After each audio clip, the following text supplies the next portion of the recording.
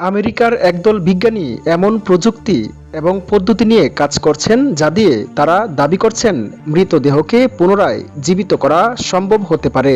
শুনতে অবিশ্বাস্য মনে হলেও বাস্তবে এমন কিছু গবেষণা চলছে। ক্রায়োনিক্স নামে একটি পদ্ধতি ব্যবহার করা হচ্ছে মৃতদেহ সংরক্ষণের জন্য। এই প্রক্রিয়ায় মৃত বা মস্তিষ্ককে অত্যন্ত নিম্ন তাপমাত্রায় সংরক্ষণ করা হয়, যাতে ভবিষ্যতে প্রযুক্তির উন্নতি হলে সেই দেহকে জীবিত করা সম্ভব হয়।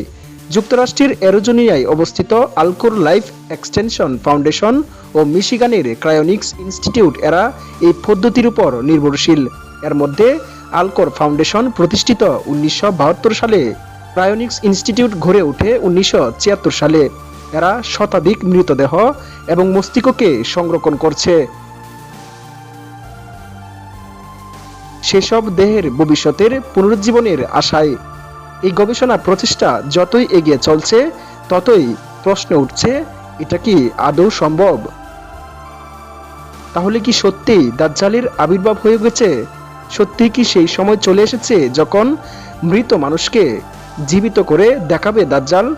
সহিহ মুসলিমে বলা হয়েছে, দাজ্জাল মৃত ব্যক্তিদের জীবিত করতে পারবে এবং তাদের অলৌকিক ক্ষমতা দেওয়া হবে, যা হবে কিয়ামতের সবচেয়ে বড় আলামতগুলোর একটি।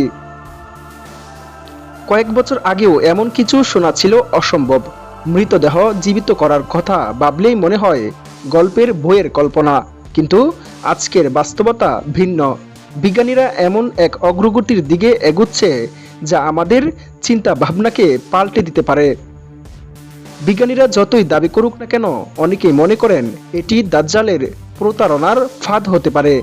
সহিহ মুসলিমের হাদিসে উল্লেখ রয়েছে যে দাজ্জাল মানুষের বিশ্বাস নিয়ে খেলা করবে এবং বিভ্রান্তিকর কৌশল ব্যবহার করে তাদের আকৃষ্ট করবে।